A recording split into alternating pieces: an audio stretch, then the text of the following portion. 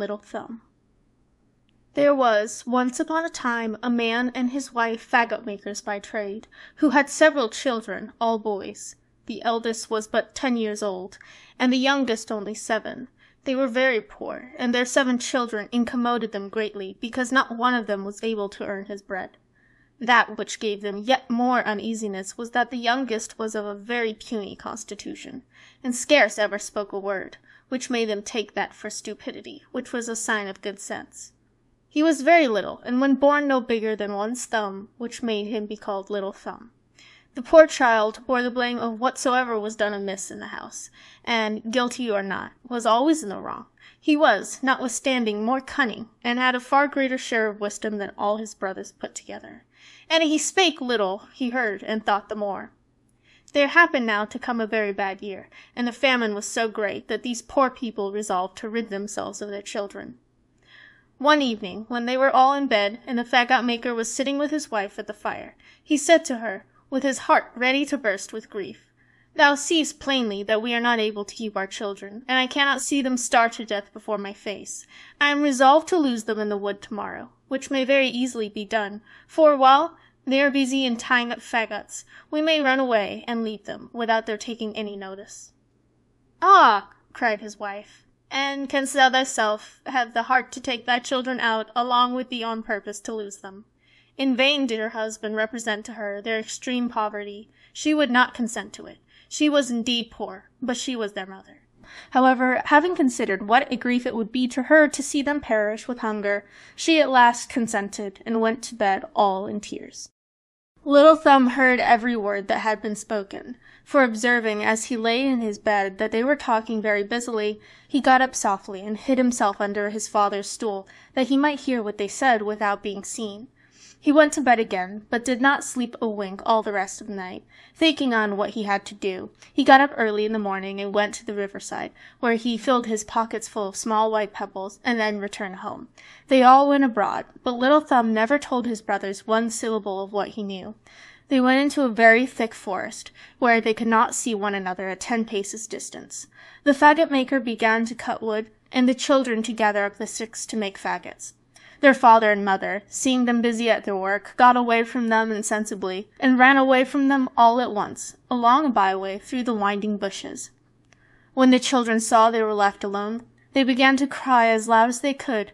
Little Thumb let them cry on, knowing very well how to get home again, for as he came, he took care to drop all along the way the little white pebbles he had in his pockets. Then he said to them, "Be not afraid, brothers. Father and mother have left us here, but I will lead you home again. Only follow me." They did so, and he brought them home by the very same way they came into the forest. They dared not go in, but sat themselves down at the door, listening to what their father and mother were saying. The very moment the faggot-maker and his wife reached home, the lord of the manor sent them 10 crowns, which he had owed them a long while, and which they never expected, which gave them new life, for the poor people were almost famished. The faggot-maker sent his wife immediately to the butcher's. As it was a long while since they had eaten a bit, she bought thrice as much meat as would sup 2 people. When they had eaten, the woman said, "Alas, where are now our poor children? They would make a good feast of what we have left here, but it was you, William, who had a mind to lose them. I told you we should repent of it. What are they now doing in the forest? Alas, dear God, the wolves have perhaps already eaten them up. Thou art very inhuman thus to have lost thy children." The faggot-maker grew at last quite out of patience, for she repeated it above 20 times, that they should repent of it, and that she was in the right of it for so saying. He threatened to beat her if she did not hold her tongue. It was not that the faggot-maker was not, perhaps, more vexed than his wife, but that she teased him, and that he was of the humour of a great many others, who love wives to speak well, but think those very importunate who are continually doing so. She was half drowned in tears, crying out, "Alas, where are now my children, my poor children?" She spoke this so very loud that the children who were at the gate began to cry out all together, "Here we are! Here we are!" She ran immediately to open the door and said, hugging them, "I am glad to see you, my dear children. You are very hungry and wearied, and my poor Peter, thou art horribly bemired. Come in, and let me clean thee." Now, you must know that Peter was her eldest son, whom she loved above all the rest, because he was somewhat carroty, as she herself was. They sat down to supper, and ate with such a good appetite as pleased both father and mother, whom they acquainted how frightened they were in the forest, speaking almost always all together. The good folks were extremely glad to see their children once more at home, and this joy continued while the 10 crowns lasted. But when the money was all gone, they fell again into their former uneasiness, and resolved to lose them again, and that they might be the surer of doing it, to carry them to a much greater distance than before. They could not talk of this so secretly, but they were overheard by Little Thumb, who made account to get out of this difficulty as well as the former. But though he got up very early in the morning to go and pick up some little pebbles, he was disappointed, for he found the house door double locked, and was at a stand what to do. When their father had given each of them a piece of bread for their breakfast, Little Thumb fancied he might make use of this instead of the pebbles, by throwing it in little bits all along the way they should pass, and so he put the bread in his pocket. Their father and mother brought them into the thickest and most obscure part of the forest, when, stealing away into a by-path, they there left them. Little Thumb was not very uneasy at it, for he thought he could easily find the way again by means of his bread, which he had scattered all along as he came. But he was very much surprised when he could not find so much as one crumb. The birds had come and had eaten it up every bit. They were now in great affliction, for the farther they went, the more they were out of their way, and were more and more bewildered in the forest. Night now came on, and there arose a terribly high wind, which made them dreadfully afraid. They fancied they heard on every side of them the howling of wolves coming to eat them up. They scarce dared to speak or turn their heads. After this, it rained very hard, which wetted them to the skin. Their feet slipped at every step they took, and they fell into the mire, whence they got up in a very dirty pickle. Their hands were quite benumbed. Little Thumb climbed up to the top of a tree, to see if he could discover anything, and having turned his head about on every side, he saw at last a glimmering light, like that of a candle, but a long way from the forest.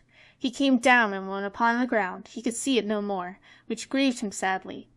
However, having walked for some time with his brothers toward that side on which he had seen the light, he perceived it again as he came out of the wood. They came at last to the house where this candle was, not without an abundance of fear, for very often they lost sight of it, which happened every time they came into a bottom. They knocked at the door, and a good woman came and opened it. She asked them what they would have. Little Thumb told her they were poor children who had been lost in the forest, and desired to lodge there for God's sake. The woman, seeing them so very pretty, began to weep, and said to them, "Alas, poor babies, whither are ye come? Do you know that this house belongs to a cruel ogre who eats up little children?" "Ah, dear madam," answered Little Thumb, who trembled every joint of him, as well as his brothers, "what shall we do? To be sure the wolves of the forest will devour us tonight if you refuse us to lie here. And so, we would rather the gentleman should eat us, and perhaps he may take pity upon us, especially if you please to beg it of him.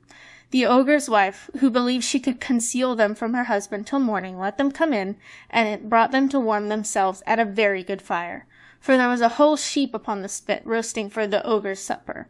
As they began to be a little warm, they heard 3 or 4 great raps at the door. This was the ogre who had come home.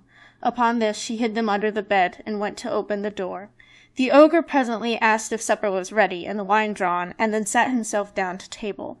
The sheep was as yet all raw and bloody, but he liked it the better for that. He sniffed about to the right and left, saying, "I smell fresh meat. What you smell so," said his wife, "must be the calf which I have just now killed and flayed." "I smell fresh meat, I tell thee once more, Pelipet," replied the ogre, looking crossly at his wife, "and there is something here which I do not understand."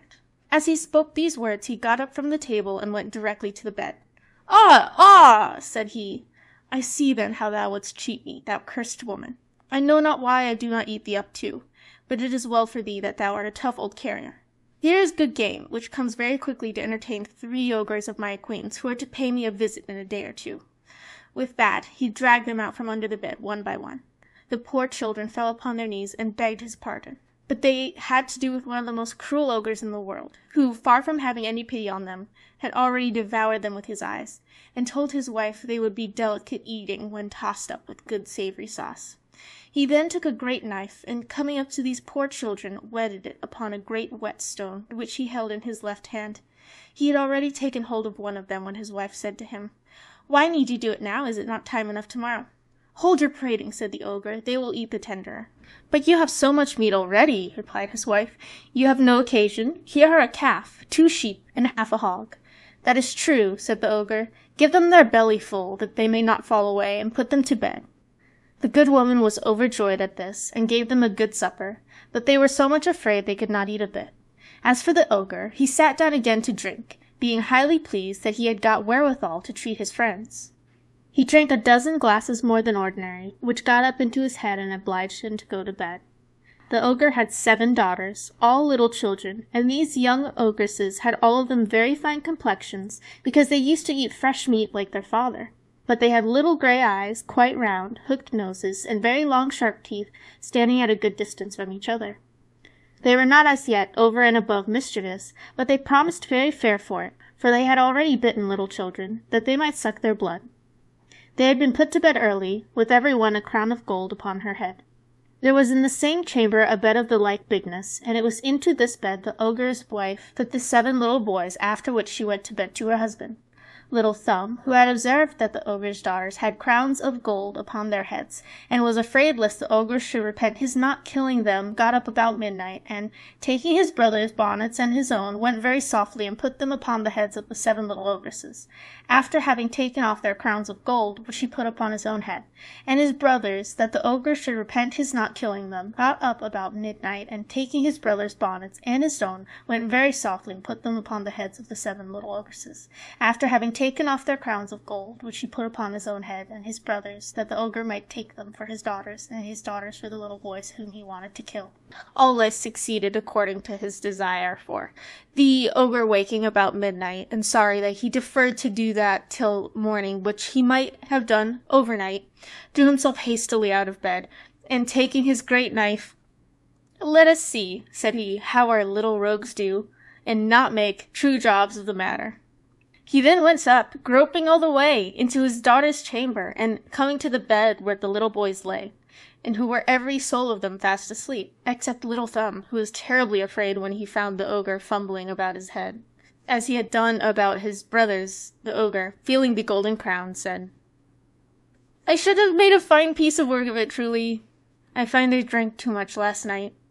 Then he went to the bed where the girls lay, and having found the boys' little bonnets, "Ah," said he, "my merry lads, are you there? Let us work as we ought."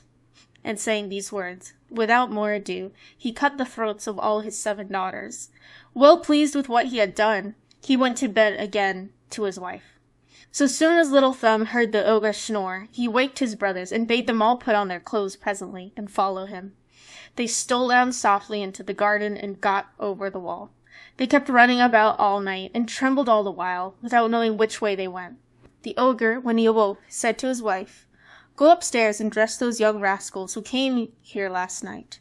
The wife was very much surprised at this goodness of her husband, not dreaming after what manner she should dress them, but, thinking that he had ordered her to go and put on their clothes, she went up and was strangely astonished when she perceived her 7 daughters killed and weltering in their blood. She fainted away, for this is the first expedient almost all women find in such cases. The ogre, fearing his wife would be too long in doing what he had ordered, went up himself to help her. He was no less amazed than his wife at this frightful spectacle. "Ah, what have I done?" cried he. "The wretches shall pay for it, and that instantly." He threw a pitcher of water upon his wife's face, and, having brought her to herself, said, "Give me quickly my boots of 7 leagues, that I may go and catch them." He went out, and having run over a vast deal of ground, both on this side and that, he came at last into the very road where the poor children were, and not above 100 paces from their father's house. They spied the ogre, who went at one step from mountain to mountain, and over rivers as easily as the narrowest kennels. Little Thumb, seeing a hollow rock near the place where they were, made his brothers hide themselves in it, and crowded into it himself, minding always what would become of the ogre. The ogre, who found himself much tired with his long and fruitless journey, for these boots of 7 leagues greatly fatigued the wearer, had a great mind to rest himself, and, by chance, went to sit down upon the rock where the little boys had hid themselves. As it was impossible he could be more weary than he was, he fell asleep, and, after reposing himself some time, began to snore so frightfully that the poor children were no less afraid of him than when he held up his great knife and was going to cut their throats. Little Thumb was not so much frightened as his brothers, and told them that they should run away immediately toward home, while the ogre was asleep so soundly, and that they should not be in any pain about him. They took his advice, and got home presently. Little Thumb came up to the ogre, pulled off his boots gently, and put them on his own legs. The boots were very long and large, but as they were fairies, they had the gift of becoming big and little, according to the legs of those who wore them, so that they fitted his feet and legs as well as if they had been made on purpose for him. He went immediately to the ogre's house, where he saw his wife, crying bitterly for the loss of the ogre's murdered daughters. "Your husband," said Little Thumb, "is in very great danger, being taken by a gang of thieves, who have sworn to kill him if he does not give them all his gold and silver." The very moment they held their daggers at his throat, he perceived me, and desired me to come and tell you the condition he is in, and that you should give me whatsoever he has of value, without retaining any one thing, for otherwise they will kill him without mercy, and as his case is very pressing, he desired me to make use. 1 and of bars. My case is very pressing. He desired me to make use. You see I have them on, of his boots, that I might make the more haste, and to show you that I do not impose upon you. The good woman, being sadly frightened, gave him all she had, for this ogre was a very good husband, though he used to eat up little children. Little Thumb, having thus got all the ogre's money, came home to his father's house, where he was received with abundance of joy. There are many people who do not agree in this circumstance, and pretend that Little Thumb never robbed the ogre at all, and that he only thought he might very justly, and with a safe conscience, take off his boots of 7 leagues, because he made no other use of them but to run after little children. These folks affirm that they are very well assured of this, and the more as having drunk and eaten often at the fagot-maker's house. They aver that when Little Thumb had taken off the ogre's boots, he went to court, where he was informed that they were very much in pain about a certain army, which was 200 leagues off, and the success of a battle. He went, say they, to the king, and told him that, if he desired it, he would bring him news from the army before night. The king promised him a great sum of money upon that condition. Little Thumb was as good as his word, and returned that very same night with the news. And, this first expedition causing him to be known, he got whatever he pleased, for the king paid him very well for carrying his orders to the army. After having for some time carried on the business of a messenger, and gained thereby great wealth, he went home to his father, where it was impossible to express the joy they were all in at his return.